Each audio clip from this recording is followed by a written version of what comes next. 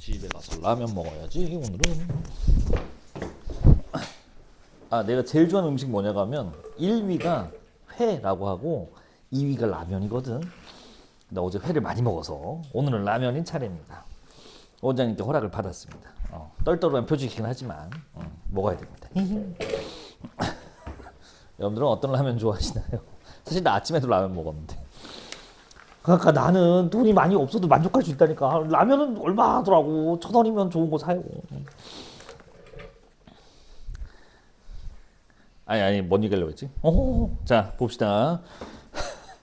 요거 한서 안 하고 그러면 여러분들이 지금 대부분 열심히 풀었으니까 제가 구두로 좀 설명을 드릴게요. 어떻게 흐름을 잡아야 되는지 그냥 눈으로 한번 따라와 보세요. 눈치챘으면 됩니다. 아까 시작할 때 제가 말씀드렸죠.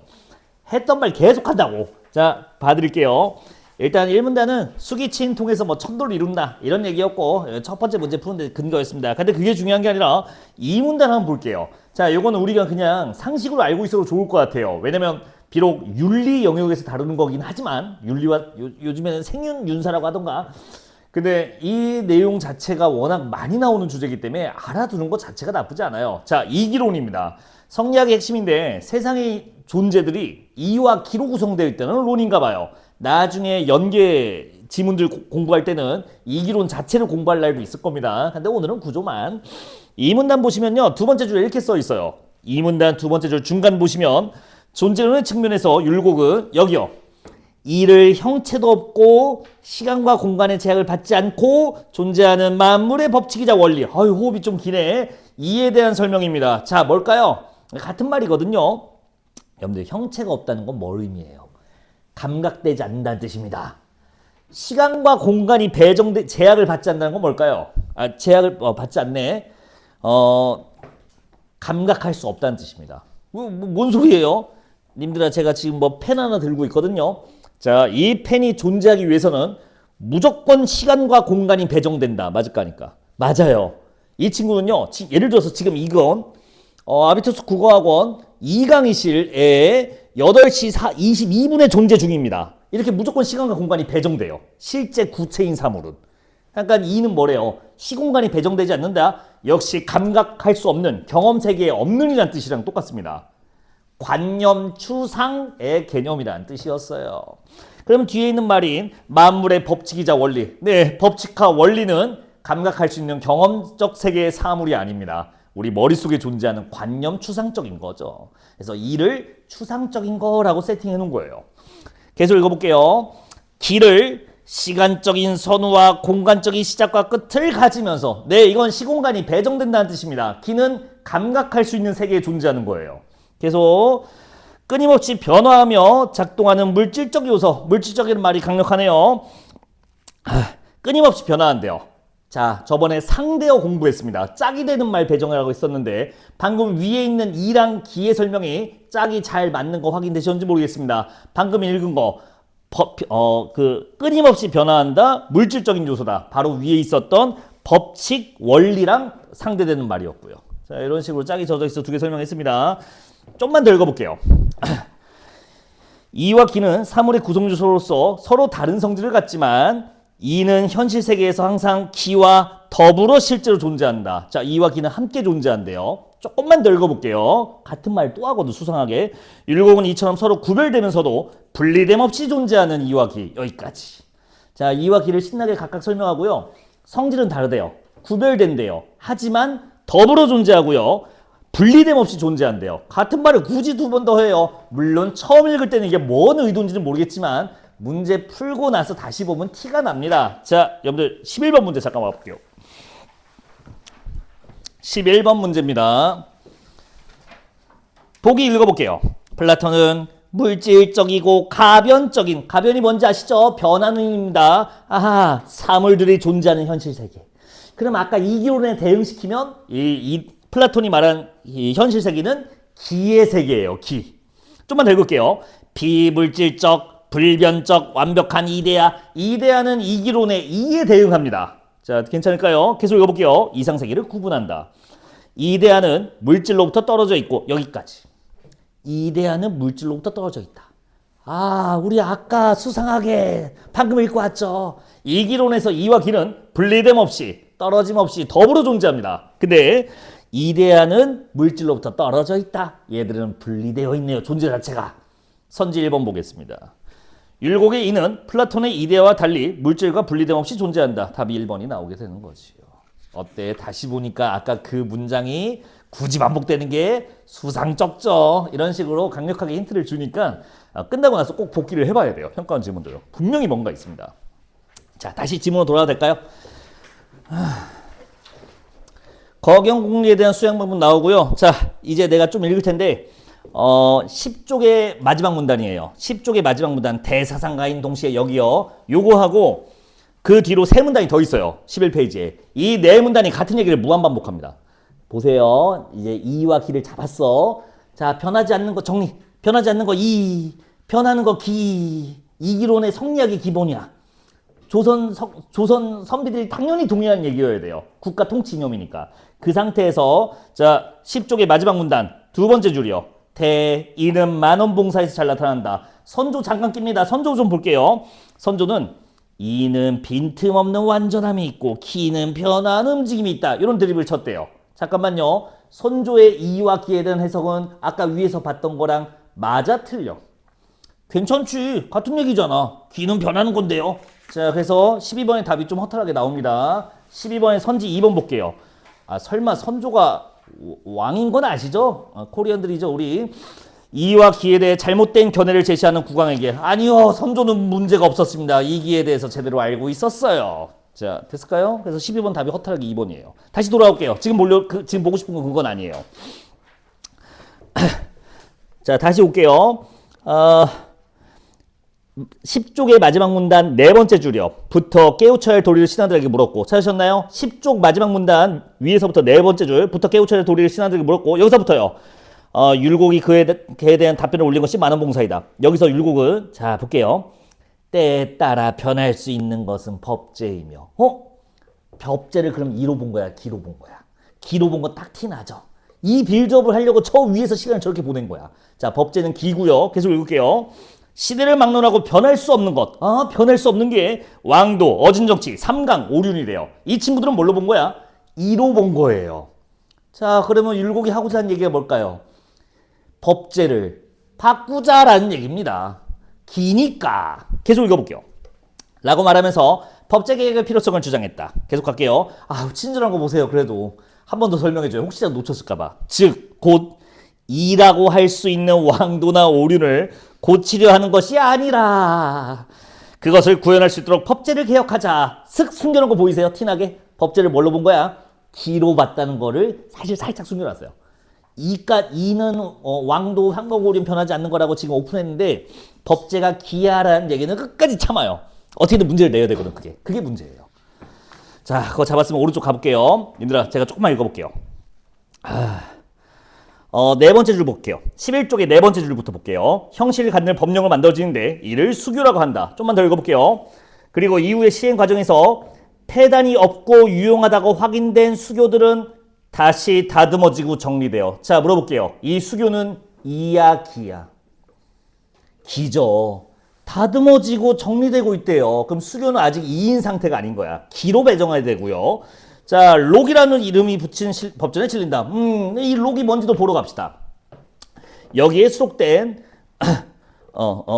규정들 가운데 지속적인 적용을 거치면서 됐을까요? 자, 록은 계속 지속적인 적용을 해본대요. 테스트를 해본대요. 그러면 록도 아직 기인 겁니다. 좀만 더 읽어볼게요. 자, 거치면서 영구히 시행할 만한 것이야 판정된 것은 마침내 대전이라는 법전을 오르게 된다. 자, 대전이 뭐죠? 대전이 바로 이예요. 여러분들 다시 생각하잖아요. 나는 이제 이걸로 밥 벌어먹고 사는 사람이니까 이게 뭐야? 라고 생각 드는데 여러분들은 못 느끼셨나요? 원래 독서지문에서 이런 말 안 씁니다. 마침내란 말을 언제 써요? 잘 생각해봐요. 우리가 읽는 독서지문은요, 객관적인 어조로 우리한테 정보를 전달하는 거거든요. 근데 너무 극적이에요. 마침내 이런 말을 쓴다고. 이런 거는 소설에서나 쓰는 거지 여기다 쓰는 거는 나도 처음 봐요. 자, 근데 이게 뭐겠어요? 드디어 이제 이게 이해하라는 얘기를 강조하고 싶은 거예요, 쓴 사람이. 납득될까요? 이런 멘트들이 영구히 시행할 만한 거다. 그래서 마침내 대전에 오른다. 마침내 이가 되었다. 이렇게 보는 겁니다. 자, 이 얘기가 반복되는지 이제 볼까요? 다음 문단. 이거 잡으면 되게 편해요. 읽어볼게. 성종대 확정된이란 멘트 수상하죠. 경국 대전이에요. 이 과정을 거친 규정들을 체계적으로 집대성한 통일법정이다. 꾸준한 정렬을 거쳐 대전에 오른 이 규정들은 양법미를 하였다. 여러분들 양법미는 그럼 뭐예요? 이야 기야. 이렇게 되는 거예요. 계속 백성들에게 항구이, 영원이랑 똑같은 말이죠. 항구이 시행할 만한 아름다운 규범이라는 거다. 친절하게 한 번 더 설명해 줬고요. 이입니다. 그 다음 실제로 이 경국대조는 조선 왕조가 끝날 때까지 국가 기본법정의 역할을 수행해왔고 그 안에 실린 규정들은 개정되지 않았다. 당연하죠. 이니까 바꿀 수가 없습니다. 이렇게 되는 거야. 계속 서당들이 심혈을 기울여 만들고 오랜 시행 검증하여 영원토록 시행할 것이라고 판들의 규범은 조종성언이라 불렀고 이는 함부로 고칠 수 없다고 생각했다. 여러분들 조종성언 뭐야? 이야. 지금 같은 말만 무한반복하고 있어요. 계속 똑같은 얘기야. 계속 또 읽어볼게요. 그래도 자, 왕도에 근접했다고 여긴 것이다. 여러분들 왕도라는 말까지 쑤셔 넣은 거 보이세요? 아까 왕도 살짝 나왔었죠. 이라고 오픈한 거예요. 그러니까 완벽하게 연결해 주죠. 약간 빈틈없이 해놨어요. 그리고 배려를 많이 해줬어요. 이거 이야 하라고.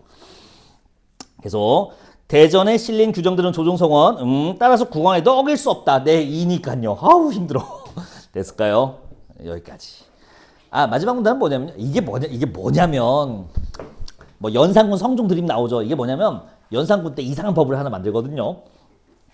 각 고을에 있는 몇 세 이하의 처녀들은 그 왕국에서 그 심사를 받게 한다. 그러니까 연산군이 자기 궁녀 만들려고 이상한 법을 하나 만들었단 말이야. 근데 이거 하명이 어명 형식으로 내려갔어요. 그래서 이제 이때가 선조 때거든. 선조 때 이제 이걸 폐지하려고 하는데 몇몇 좀 꼬장꼬장한 강경파 신하들이 전하 아무리 그 나쁜 법이어도 어명으로 내린 거는 함부로 바꾸면 안 된다. 그러면 안 된다라고 신하들이 반대를 한 거야. 이 법이 잘했다가 아니라 함부로 그렇게 말하면 왕의 위신이 훼손돼서 장기적으로 안 좋다. 잘 생각해달라. 통촉해달라. 이러고 있었던 거야. 근데 이제 선조는 아무리 봐도 이거 없애야 되거든. 이게 뭐한 짓이야 싶어갖고. 그래서 이제 율곡한테 헬프를 친 거지. 이 율곡씨 이거 어떻게 없애요? 하니까 그래서 율곡이 등판해서 신하들한테 말한 거야. 야, 다들 이기로는 알지 성리야.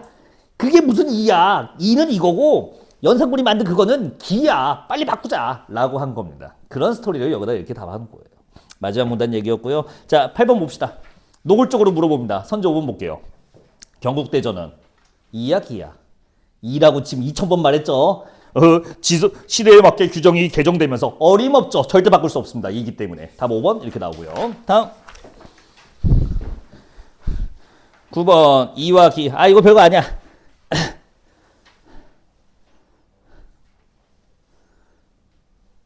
선지 2번 볼게요. 기는 만물에 내재된 법칙.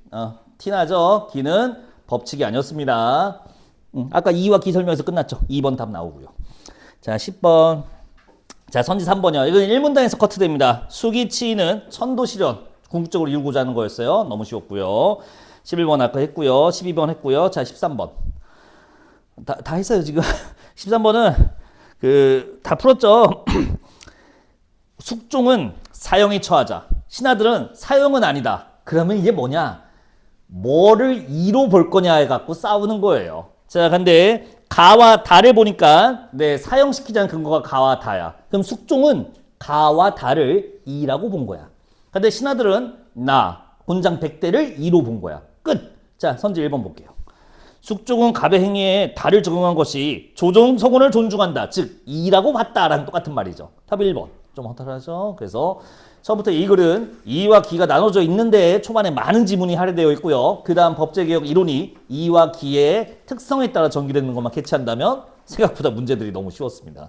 자, 그래서 시간이 오래 걸리신 분들 계시잖아요. 아마 이 논리적 흐름을 빨리 캐치할수록 더 빨라질 테니까 지금은 일단 정답을 높이는데 시간을 쓰시면 나중에 자연스럽게 보이게 됩니다. 지금은 조금 더 시간을 써봐요. 자, 바로 이어서 가면 되겠죠? 문학 갑시다.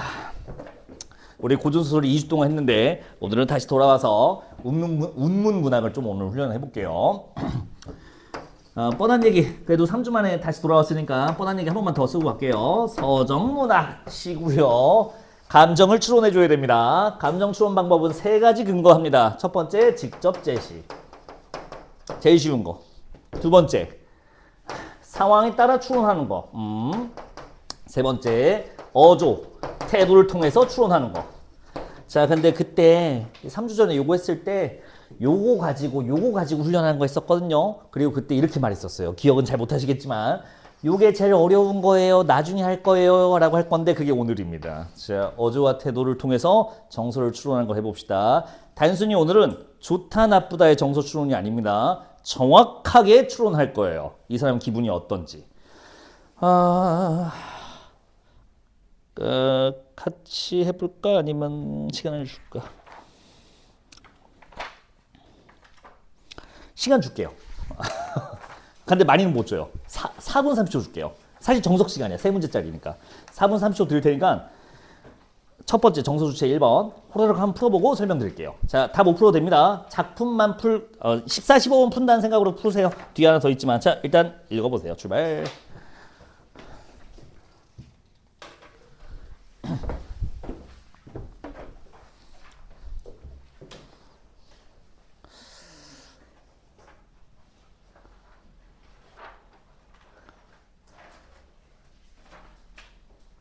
구체추상론을 오늘 마침 또 독서지문에서도 계속 얘기하고 있어서 오늘 구체추상론도 같이 설명드려야 될 것 같은데 이거는 이제 황 원장님하고 저하고 공유하는 서양문학론이라서 아마 들으신 분도 있을 겁니다. 그래도 오늘 저랑 같이 또 계속 수업을 하고 용어를 사용하려면 정리해야 되니까 드립 하나만 칠게요.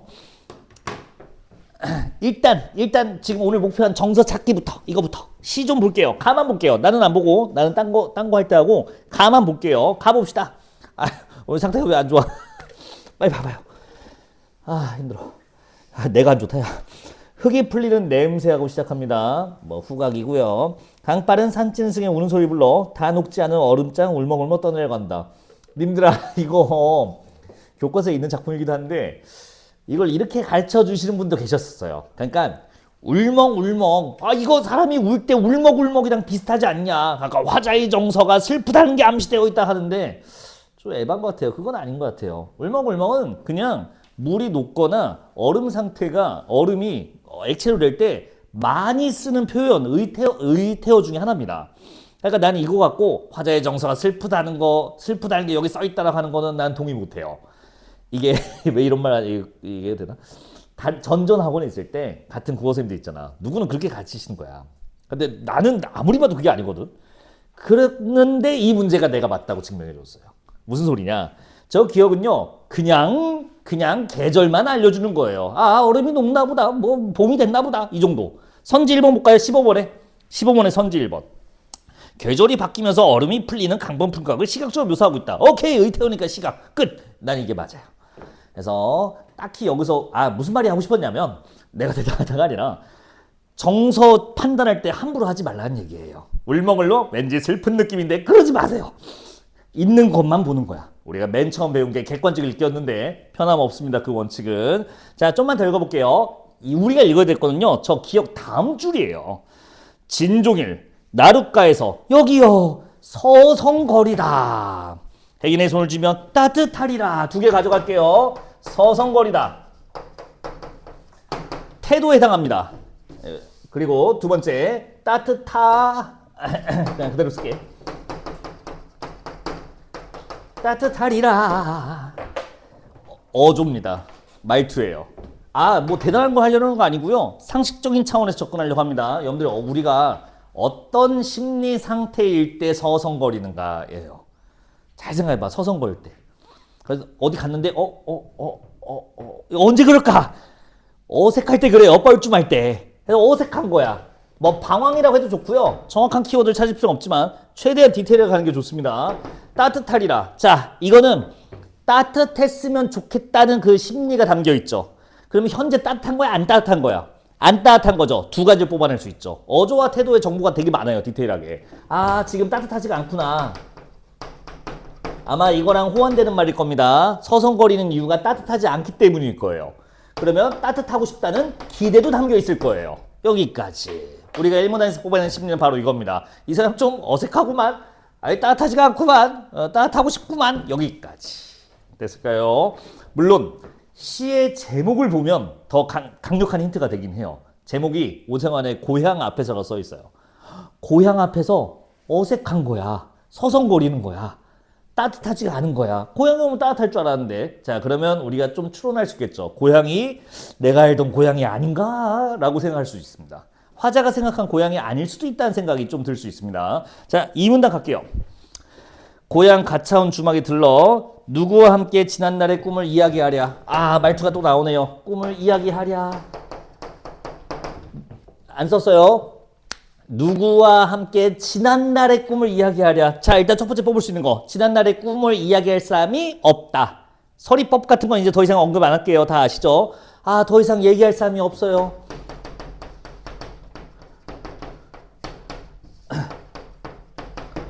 자, 그러면 모든 게 좀 종합이 돼요. 왜 어색할까요? 지난날의 꿈을 얘기할 사람이 없어요.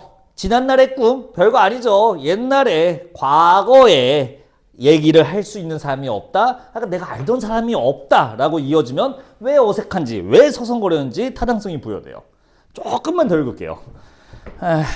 야한개비 끌어다 놓고 주인집 늙은이는 공연히 눈물 짓는다. 아, 눈물 짓고 있군요. 왜 울어요? 슬퍼서. 조금 약해요, 슬퍼서는. 왜 슬플까, 그러면? 아, 어색해서, 서성거려서. 그러면 틀려요. 지금 누가 슬픈 거죠? 주인집 늙은이죠. 화자예요? 이건 화자가 아니야. 이거는 사장님이야. 주인집 늙은이. 아, 이 사람 어디 간 거예요, 지금? 고향에 왔는데, 아, 소담동 내가 여기서 소담동 내가 여기서 학원 아비투스 다운을 찍고 왔는데 건물이 좀 달라서 다 헐리고 막 몰라. 그래서 이거 어디야? 저 방콕호가 어디죠? 안 보여. 헐렸어. 헐. 보니까 저기 스타벅스 있어. 여긴 있네. 해서 스타벅스 간 거야. 사장님, 아니 다 어디 있어요? 이 얘기. 아, 나 옛날에 여기 다녔었는데 아는 사람이 없네요 하니까 카페 사장님이 운대요. 왜 울까요? 이거 못하면 사이코패스야. 기쁨의 환희의 눈물 막 이런 거 말이 안 되잖아. 이거 어때요? 공감, 연민 괜찮을까요? 누구의 심리? 화자의 심리? 아니요. 이거는 사장님의 심리예요. 문맥상 그거밖에 없어요. 사장님이 갑자기 왜 울겠어? 화자 이런 거 보고 아이고 딱 해라. 이거밖에 없습니다. 문제 풀러 갈게요. 16번 오세요. 다음 장 16번. 16번의 선지 1번 보겠습니다. 아유, 많이 틀렸네. 자, 가에서 주인집 늙은이의 슬픔에 공감하는 것을 보니. 뭔가 기계가 뒤틀려 있는 거 보이세요? 주인집 늙은이의 슬픔에 공감한다고요? 이게 뭐한 짓이야? 주체가 바뀌었습니다. 자, 오늘 훈련할 거 정서 주체 혼동 문제들입니다. 공감 연민할 수 있는 거는 주인집 늙은이에요. 그럼 선지번은 바른말로 바꾸면 이렇게 됩니다. 주인집 늙은이가 화자의 슬픔에 공감하는 겁니다. 됐을까요? 그래서 1번 정서 주체가 뒤틀려 있는 거 확인되실 겁니다. 아, 우연히 그렇게 나온 문제 아닌가요? 아니요. 이 문제 자체가 그렇게 설계되었어요. 왜냐면 나머지 선지도 그렇게 되어 있거든요. 그러니까 나머지 문제도 그렇게 되어 있어요. 예를 들어서 여러분들 15번 잠깐 와볼래요? 15번. 15번의 선지 3번 보세요. 자, 아직 안 읽었지만 여러분들 읽었죠? 문제 풀면서 장꾼들 있죠? 여기저기 떠도는 장꾼들이요. 혹시 보셨어요? 하면서 무슨 마지막 연으로 끝나는데 아마 자기가 기억하는 고향일 겁니다. 자, 15번의 선지 3번. 이리저리 떠들면 고향에 가지 못한 장꾼들의 서름. 잠깐만요. 이 지문에서 장꾼들이 서러워요? 아니요. 얘들은 정서가 안 나와요. 예제로라는 말에 별사탕이 있는데 여기저기입니다. 님들아, 이 당시 때 장꾼은 당연히 홈플러스 직원이 아닙니다. 장에서 물건을 파는 사람인데 장이 마을마다 열려요. 주기적으로. 그럼 장꾼들은 이 시즌에 이 기간에 맞춰서 떠돌면서 매일매일 장사를 하는 거예요. 즉 장꾼들은 떠도는 게 슬픈 사유가 안 됩니다. 그냥 직업이에요. 그러니까 얘들이 서러울 이유가 도저히 없습니다. 장꾼들의 서름이란 말에서 바로 커트예요. 여기서 이 짐에서 서러운 거는 화자입니다. 이것도 뭐예요? 정서 주체 혼동 문제야. 여러분들 사면 잠깐 볼래요? 사면 다시 와. 이거 시 마저 보고 갑시다. 간간히 잿나비 우는 산기슭에는 잿나비는 잔나비라고도 하는데 이거 뭐 다 알더라고. 역시 가수, 역시 문화 힘이 대단해. 잔나비 가수 있으니까 이제 다 알더라고. 원숭이인 거 아시죠? 아, 몰랐어? 이제 알면 그 잔나비가 원숭이야. 그 버터플라이가 아니야. 원숭이였어요. 잔나비 우는 산기슭. 아, 이게 뭔가요? 하면 이상하지 않아? 이거 한국시거든. 근데 한국에는 동물원 말고는 원숭이가 자생한 적이 없어요. 한마디로 원숭이가 살지 않습니다. 근데 시에 원숭이 우는 소리, 원숭이 울음소리, 원숭이 파람소리, 원숭이 휘파람소리가 우리나라 시에 굉장히 많아요. 왜 그러냐면 결론부터 얘기해드리면 재미없는 얘기부터 그냥 해드리면 중국에 있는 유명한 시인 두보라는 시인의 구절 중에 원숭이 파람소리 흐느끼니 이런 구절이 있어요. 그걸 조선시대 때부터 계속 관용적인 관용구로 쓴 겁니다. 속담처럼 쓴 거예요. 그래서 우리나라 문화 시들에 많이 담겨 있어요. 라고 말하면 별 문제 풀이도 도움이 안 되죠.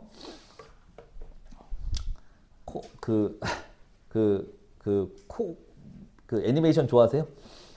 제가 외모 때문에 많이 오해를 받는데 애니메이션 좋아하냐고 많이 물어보는데 그렇게 안 좋아하거든. 다만 저도 좋아하는 애니메이션이 있습니다. 첫 번째 제일 많이 본 거 짱구. 압도적이에요. 어렸을 때부터 이거 맨날 봤어요. 요즘에 시간이 없어서 못 보지. 두 번째 명탐정 코난. 재밌어. 근데 짱구도 그렇지만 짱구는 그나마 괜찮아. 코난을 내가 더 이상 안 보거든요. 아마 그 무슨 뭐 공간의 머시기 그 극장판이 마지막일 거야 본 게. 이렇게 말하니까 되게 좋아하는 사람 같다. 근데 왜 안 봤냐면요. 똑같아. 솔직히 맨날 똑같아. 내가 한 편 내가 설명해 드릴까요? 자, 잠깐만. 우리 나이 차이가 좀 있어서 혹시 명탐정 코난은 아시죠? 아직 이 정도는 아니지? 위험하다. 이게 코난이 있고 미라이 누나하고 유명한 탐정 있잖아요. 일단 셋이 어디 가요. 놀러 가든 어딜 가. 그리고 한 명이 죽어요. 벌써 이제 한 30분 지났죠? 자, 이제 근데 사람이 죽었는데 밀실이야. 이제 증거를 찾아가요. 자, 유명한 탐정이 또 이제 뻘짓하죠. 근데 코난은 혼자 이제 증거를 찾다가 결정적인 증거를 찾아요. 참 코난 그때 표정이 좀 이상해져요. 일단 안경이 하얗게 되고 사악하게 웃어요. 그래, 알았어, 범인은 그 사람이야 하면서 이제 갑자기 문이 닫혀요. 그리고 문이 갑자기 벅 열리면서 이제 해결편 시작하죠. 거의 40분 지났죠 지금. 그러면 이제 그 다음은 이제 아시다시피 유명한 탐정이 이제 아저씨 죄송해요 픽 하면서 왔다 하면서 이제 앉죠. 코난이 이제 음성 변조로 이제 추리를 시작하는데, 자, 범인을 일단 지목하고 시작해요. 범인은 사실 그 사람이 아닙니다. 아니, 그 사람 아니었어요? 아닙니다. 범인은 바로 당신이에요 하고 어떤 사람을 찍어요. 자, 다들 예상하지 못한 의외의 인물이에요. 보통 그래요. 그러면 이제 다들 당황해요. 하면서 이제 주변 사람들이 변호를 해줘요. 아니에요. 우리 미정 씨는 그때 어디에 있었다고요? 알리바이를 막 증명해줘요. 그래서 그러니까 이제 코난이 자기가 찾은 증거들로 이제 추리를 하는 거죠. 그 알리바이를 박살내요. 자, 다 박살내요. 그리고 이제 정적이 흘러요. 그래서 당신이 바로 범인인 것입니다. 딱 최종하면 잠깐 한 2, 3초 정도 정적이 흐르죠. 그리고 이제 범인이 지목받은 사람이 어떻게 돼요? 일단 무릎을 털썩 꿇어요. 그리고 뭐라고 말해? 어쩔 수 없었어요. 하면서 막 이제 주절주절 뭐 사연을 내뱉잖아. 그때 나오는 부금 혹시 아세요? 우우우우.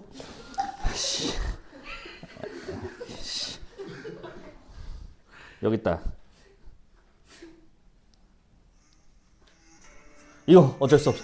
야, 이거 댓글 읽어줄게. 그랬어요. 내가 죽였어요. 이렇게 살인을 허무한 건 줄 알았으면 하지 않았을 텐데 고마워요, 꼬마 탐정. 그 녀석을 도저히 용서할 수 없었어요. 뭐 이런 건데 됐다. 똑같죠? 예, 똑같아요. 자, 근데 이 부금이 없었어 봐. 근데 이제 사람 죽인 범인이잖아.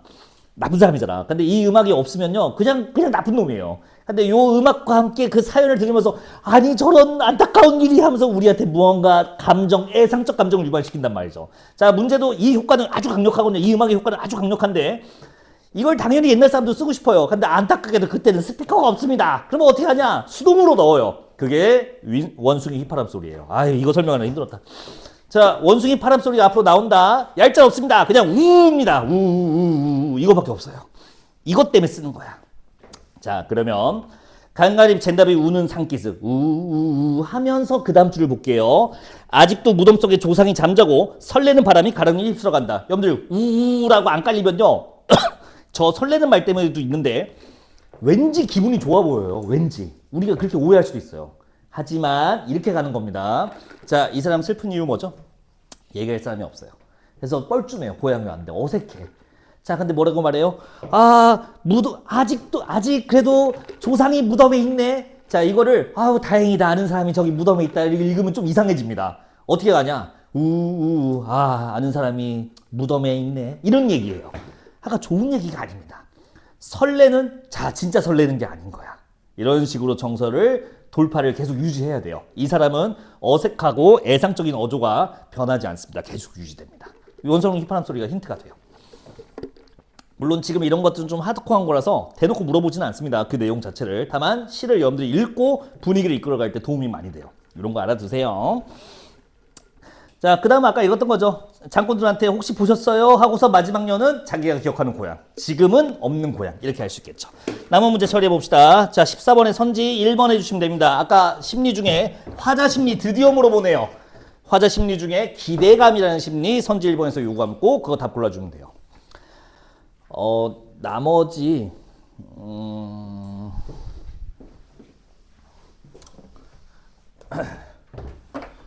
구체 추상론은 결국에 이제 언젠가 해야 되는데 오늘인 것 같거든요. 잠깐만요. 이게 쓰는 용어가 있어서 그래요. 조금 유치하지만 한 번만 봐봐. 조금 걸려. 자, 편의상 이걸 1번 팁이라고 하고 2번 팁이라고 합니다. 두 가지 팁에서 화면이 나오는데 내가 오늘 화면을 뭐 준비할 수는 없으니까 말로 설명할게요. 여러분들은 상상력을 발휘해 보세요. 최고의 그래픽 카드는 인간의 상상력이에요. 됐고요. 자, 봐봐. 1번 TV는요. 제가 나와요. 오늘도 나름 차려입었는데 오늘보다 더 쫙 이제 양복을 입고 나와요. 그리고 이제 여러분들이 지금 1번 TV 시청 중이야. 내가 나와서 여러분들 카메라를 바라보면서 시청자 여러분 안녕하십니까? 사회복지기금 홍보대사 김봉수입니다. 오늘은 황수진이라고 하는 어려운 한 청년을 소개시키려고자 합니다. 그래서 우리 수진이가 어린 남동생과 함께 하루하루 힘들게 살아가고 있습니다. 아래 나오는 번호로 여러분들이 후원해 주신다면 우리 수진이가 내일 남동생과 점심을 먹을 수 있습니다. 여러분들의 도움이 필요합니다. 우리 불쌍한 수진이를 도와주세요. 하면서 이제 끝납니다. 아, 요게 1번 TV예요. 됐지? 2번 TV 보여드릴게요. 2번 TV는 그 제가 나오는 게 아니라 그 무슨 뭐 벽지가 나와요. 집 벽지야. 근데 뭐 이렇게 깨끗한 게 아니라 막 곰팡이 써 있는 벽지예요. 그런 걸 보여줘요. 띠리띠리 하고 이제 시계 알람 소리가 울립니다. 아, 시계도 클로즈업 해줘요. AM5라고 써 있어요. 새벽이네요. 자, 허름한 이불 속에서 누군가 일어나요. 하고 일어나. 자막이 떠요. 황수진 20살 이렇게 떠요. 그래서 옆에 있는 이제 누굴 껴요. 수철아. 실제 남동생 이름은 아닙니다. 우리 매제 우리 처남 다른 이름이야. 수철아 일어나봐. 일어나요. 아, 초등학생쯤 돼 보여요. 초등학교 1, 2학년쯤 돼 보여요. 되게 꼬매요. 그래서 이 막 졸린데 막 억지로 깨워요. 자, 옷 입혀요. 이 옷이 나쁘다는 게 아니라 그 있잖아. 그 좀 색 빠진 핑크색 파카 그런 거 입혀요. 뭔가 좀 애잔해요. 자, 이걸 입히고 자, 밖으로 나오는데 아이고, 아파트도 아니고 슬레이트로 된 무슨 컨테이너 박스 집이었어요. 자, 나오니까 트럭이 하나 있습니다. 시뻘겋게 녹슨 트럭이에요. 거기에 이제 두부를 실어요, 수진이가. 그리고 트럭에 타고 동생 수철을 옆에 태워요. 운전을 해서 시장에 가요. 어울리죠? 참고로 우리 집 운전도 저기 원장님이 합니다. 나는 운전 안 해요. 올 때 이분이 운전하고 갈 때도 이분 지금 안 가고 있잖아. 나 집에 갈 때 태워줘도 돼요. 기사님이세요. 나는 운전 안 좋아해. 그래서 이제 딱 내려요. 자, 저기다가 이제 두부를 내려놔요. 두부를 싣고 왔어요. 그래서 두부를 팝니다. 두부 사세요. 추워 요즘처럼. 두부 사세요 하면서 두부 팔고 있다고. 자, 동생인 수철이가 막 때를 써요. 누나 나 배고파. 나 국밥 사줘. 추워. 막 때를 써. 수진이가 이렇게 말합니다. 수철아, 국밥은 누나가 이거 다 팔고 사줄게. 일단 이거라도 먹어 하고서 뭐 어제 팔다 남은 두부를 줘요. 두부를 먹는데 이거 쉬었잖아. 냄새나 싫어 하면서 막 투정을 부려요. 자, 달래가면서 두부 팔고 있는데 저기 멀리서 우리 그 요즘에는 안 하지만 범죄도시에 초롱이라는 인물이 있거든요. 그렇게 생긴 얘가 하나 저기서 오고 있어요. 그때 오더니만 저기 황수진이 앞에서 어이 그 아가씨 그 밀린 자릿수는 언제 될 거야 하면서 막 행패를 부려요. 두부를 발로 차요 막. 그리고 막 수철이 울고 있고 막 이렇게 하면서 하는데 번호가 나오면서 화면이 끝납니다. 좀 길었네요. 자, 2번 TV까지 관상하셨습니다. 두 TV에 말하고자 하는 주제는 같아 달라? 다르다고 생각하세요? 아까 김봉서 나와서 불쌍한 수진이 도와주세요. 남동생과 점심을 먹을 수 있습니다. 여기서 번호 막 똑같아요. 다 말하면 삐지니까 불쌍한 수진이를 도와주세요. 이 주제가 똑같아요. 괜찮지? 불수도 똑같습니다. 자, 이제 가볼게요. 어떤 게 주제를 직접 말했어요? 어떤 TV가 이 주제가 직접 나왔습니까? 잘 생각해봐. 그치, 1번 TV지. 아까 내가 나왔고 불쌍한 수진이 도와주세요 이랬잖아. 이게 직접 제시예요. 자, 여러분들 불쌍한 수준이 도와있다는 멘트를 여기서 누군가 한 적이 있나요? 한 명도 없어요. 근데 여러분들은 다 똑같이 느꼈을 거야. 오히려 효과가 더 좋아요, 이게. 이렇게 보여주는 게. 자, 이 주제를 직접 말하지는 않지만 우리는 분명히 전달받았습니다. 분명히 제시받았어요. 이걸 우리가 간접 제시라고 합니다. 조금만 더 가볼게요. 두 개 중에 이 주제에 대한 생각을 드러낸 존재가 있는 TV는 몇 번 TV였어요? 아, 수진이 불쌍해라고 생각한 사람이 존재한 TV는 1번 TV였어, 2번 TV였어? 잘 생각해봐. 2번 TV 아니야. 2번 TV 중에 누가 수진이가 불쌍해? 초록이?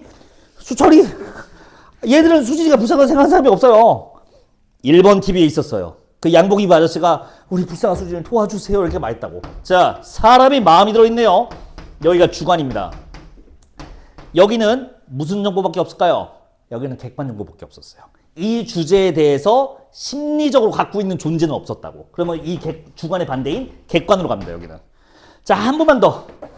두 개 중에 이 주제 불쌍한 수진이가 구체적으로 드러난 TV는 1번이었어, 2번이었어. 이거는 예외 없죠. 여기죠. 여기가 구체적. 여기는 반대예요. 추상이에요. 자, 그러면 이제 봅시다. 두 TV를 가르는 기준은 뭐였을까? 주제도 똑같은데 뭐가 달랐을까? 바로 감각정보예요. 잘 생각해봐. 내가 티나게 설명했거든? 이 주제와 관련 있는 감각정보들이 오픈된 TV는 1번이었어, 2번이었어. 잘 생각해봐. 내가 좀 티나게 말했어. 곰팡이 쓴 벽지, 허름한 이불, 색 빠진 파카, 빨갛게 녹슬은 트럭, 쉰 두부 냄새. 여기까지. 아우, 힘들어. 여기가 바로 감각 정보입니다. 근데 여기는 여러분들이 감각한 정보가 뭐밖에 없어요? 검은색 김봉수 양복밖에 없어요. 검은색 김봉수 양복은 불쌍한 수준이랑 아무런 관련이 없습니다. 즉, 저거에 대한 감각 정보는 제시되지 않았다고. 네, 그리고 지금 두 개로 이제 나눠졌죠. 같은 말입니다. 문학에서 같은 말입니다. 똑같은 말로 처리하시면 됩니다. 오, 이 드레스는 아주 아름답군요. 드레스에 대해 구체적으로 설명했을까? 추상적으로 설명했을까? 아름답다는 감각 정보야. 감각되지 않는 정보야. 감각되지 않는 정보잖아. 아름답다는 주관이에요. 추상적인 영역을 추상적으로 평가한 겁니다. 이 드레스는 너무 파란색이라서 눈이 부시군요. 아우, 너무 파란색이에요. 마음에 안 들어요. 자, 너무 파란색이다. 이건 어때요? 구체적으로 설명한 거예요. 객관 정보, 감각 정보이기 때문에 그렇습니다. 그래서 앞으로 같은 말은 이렇게 처리하면 됩니다. 자, 여기다 더 얹을 수 있어요. 이제 여기서 이제 얻는 거야. 여기가 관념이야. 감각할 수 없는. 그럼 여기는 뭐야? 여기는 생동감이라고 해요. 같은 말들인 거예요, 다. 그래서 이거 생동감이 있는 건가? 아, 이거 관념적인 건가? 고민하지 마세요. 감각 되냐 안 되냐로 그냥 기준하면 한 방에 끝납니다. 아니, 근데 이 공식이 왜 통해요? 여긴 왜야? 이 이론이 서양에서 사용하는 문학론이기 때문에 그렇습니다. 서양의 문학론에 기반이 된 철학적 얘기죠. 경험론적 관점이기 때문에 이 공식이 통해요. 자, 그러면 힘들어. 아, 여러분들 소설 하면서 이미 배웠어요? 내가 알기로 이거. 아까 나랑은 안 했는데 1인칭 전지적 작가냐 객관적 3인칭 관찰자냐 그거 나눌 때도 이거 씁니다. 감각할 수 있는 정보만 전달하면 여러분들은 관찰자로 판단해요. 근데 감각되지 않는 정보, 사람의 심리, 마음, 의도까지 오픈해버리면 전지적 작가라고 하죠. 그 전지와 관찰자의 차이가 뭐냐면요. 갑자기 소설로 넘어가는데 한 김에 확실하게 하고 갑시다. 3인칭 관찰자는 그리고 3인칭 전지적 작가는 이 전지가 뭘까? 전부 다 알고 있다는 뜻입니다. 그 전부가 뭐예요? 저거요. 감각되는 정보, 즉 구체 정보와 감각되지 않는 정보, 심리, 추상, 주관 같은 추상 정보, 관념 정보를 모두 다 알고 있어서 오픈하면 3인칭 전지적 작가라고 하는 거고, 관찰, 이 관은 볼 관자, 즉 감각 정보로 인지하다는 뜻을 가져요. 한자적으로. 얘는 구체 정보만 전달하는 겁니다. 이렇게 해서 갈리는 거였어요. 이미 여러분들은 간접적으로 알고 있습니다. 그래서 여러분들 1학년 때 방금 거죠? 섞여 있지. 여러분들 1학년 때 니들이 다 알만한 게 방금 종타발에서 막 이딴 거 하잖아. 이런 위대한 소설도 하지 않았어요? 명선이 막 댕댕댕. 이런 거 했을 거야.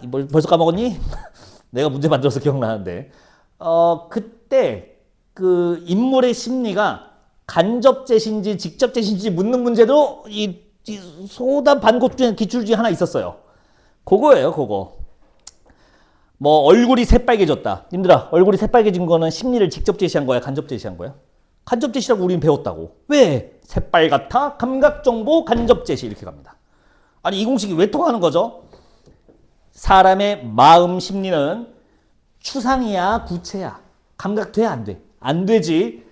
감각 안 돼요, 심리 자체가. 그러면 이 심리 자체가 직접 나왔다는 거는 감각되지 않는 추상이 그대로 나왔기 때문에 추상으로 나옵니다.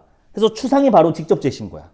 근데 직접 들어가지 않고 뭔가 바뀌어서 나와. 추상이 바뀌어서 나오면 구체로 바뀐 겁니다. 감각으로 바뀐 거예요. 그래서 얼굴 새빨개졌다는 감정을 간접 제시했다. 개 열받았다. 이건 직접 제시. 이런 식으로 하는 겁니다. 뭔 얘기 하려고 이렇게 쇼를 했나? 몇 개 이걸로 처리해 봅시다. 배운 김에. 써먹어 보세요. 유용해요. 미음 볼래요? 미음. 자, 15쪽에 저기 낡은 집에 이거 안 읽을게요. 미음만 보세요. 미음. 집안에 아무도 없고 방바닥은 선특한 냉돌이다. 자, 선특한에 힌트가 없는데 선특한은 차가운이라는 뜻입니다. 여러분들 이 미음은 감각 정보야, 감각되지 않는 정보야. 감각 정보죠. 그러면 심리가 직접 제시로 갈까? 간접 제시로 갈까? 간접 제시로 가야겠지. 15번의 선지 5번 볼까요? 간접적으로 소개내고 있다. 됐을까요? 이런 식으로 출제되게 됩니다. 이거 이제 앞으로 편하게 쓸게. 왜냐면 이 론은 독서 지문할 때도 써먹어야 되거든요.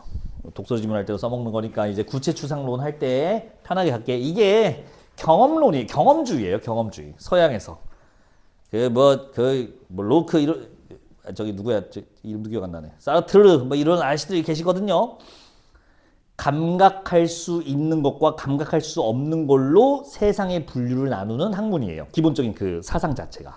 그리고 김봉수가 경험주의자예요. 나는 철저한 경험주의야. 그래서 내가 감각하지 않으면 난 참이라고 안 믿어.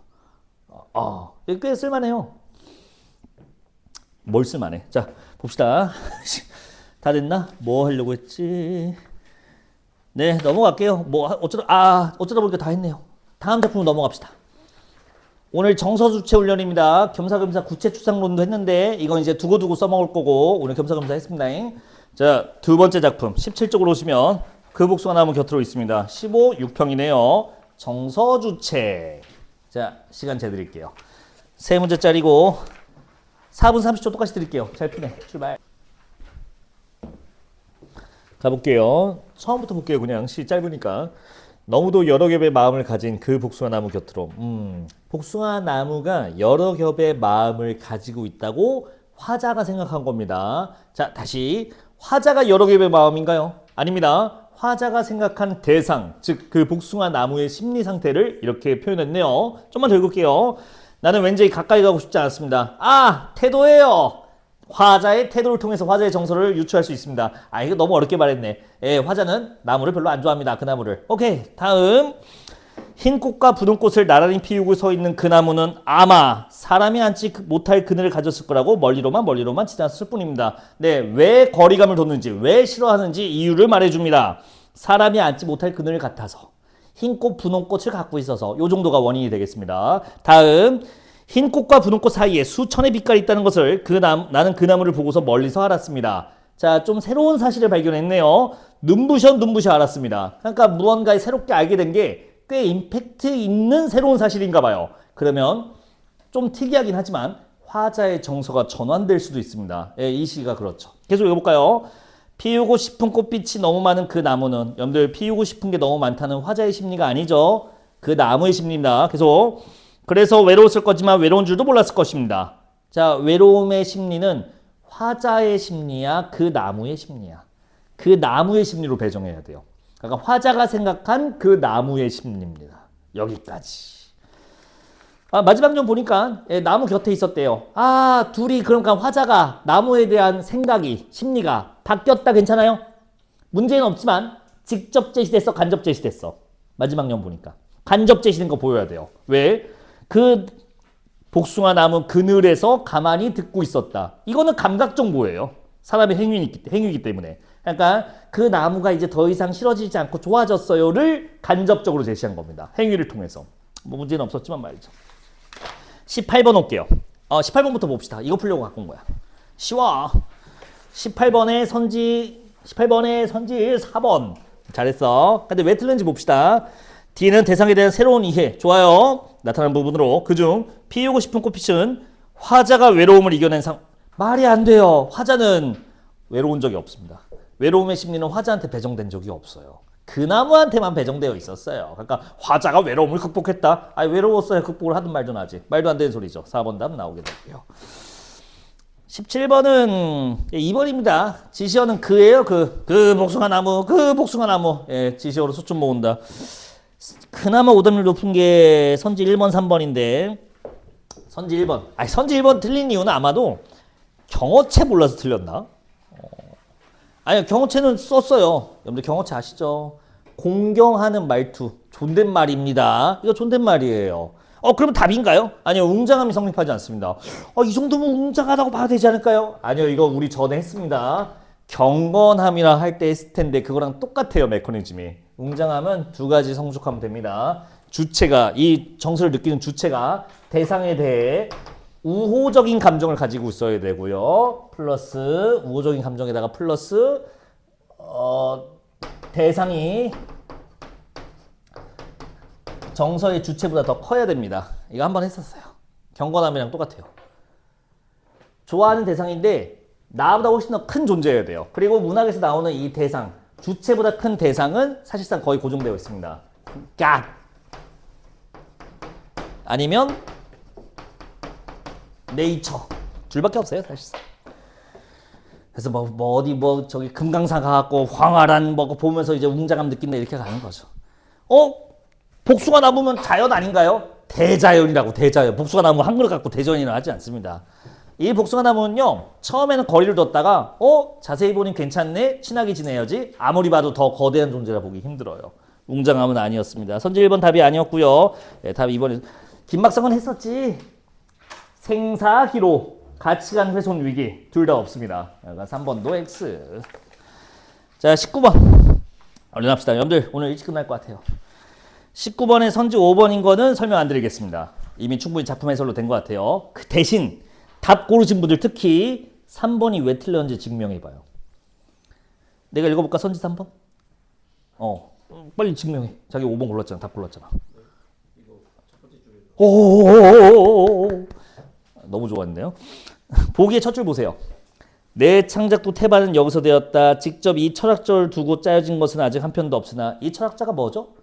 저기 아래 써있죠. 1문단 마지막쯤에 이 늙은 철학자 밤나무는 밤나무예요. 이 밤나무를 두고 쓴 글은 한 편도 없대요. 선지 3번이 답이 안 되는 이유.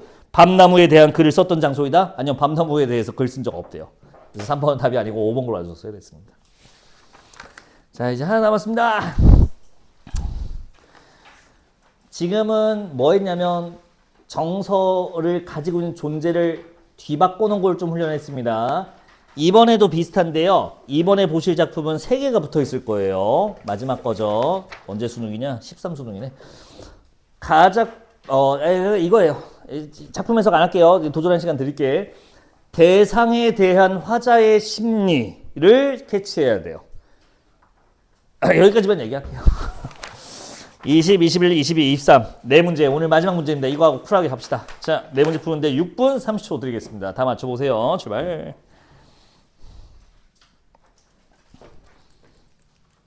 잘 잡으라는 얘기입니다. 시는 결국에 돌고 돌아서 그거 할 줄 알면 돼요.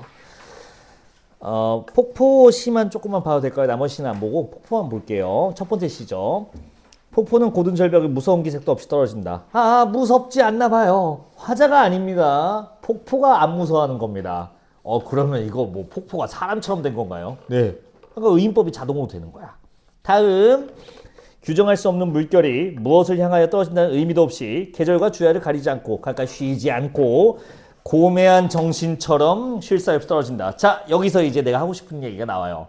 고매한 정신이라는 거는, 고매하다는 말 자체는 당연히 긍정적 의미가 담겨 있습니다. 고고하고 꺾이지 않는 깨끗함을 가졌다는 뜻이에요. 당연히 좋은 단어입니다.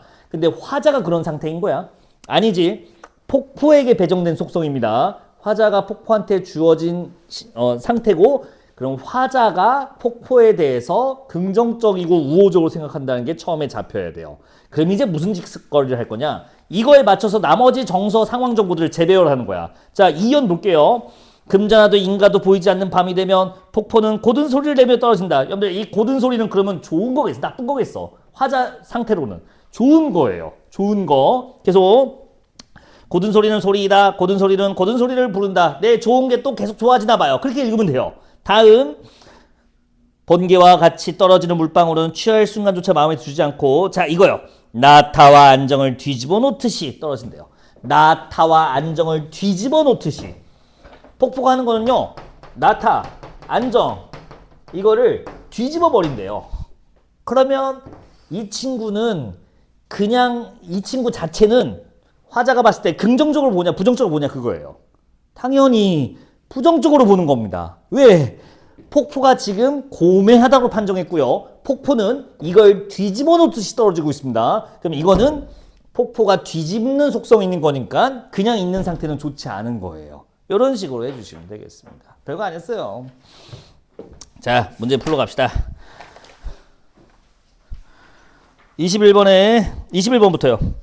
자, 21번에 선지 3번 볼게요. 가의 소리와 나의 바람은 자유의 의미에 대비된다. 화자는 이에 대해 부정적 의미다. 아니다. 소리 좋은 거다. 폭포를 잡았으면 공짜로 먹을 수 있습니다.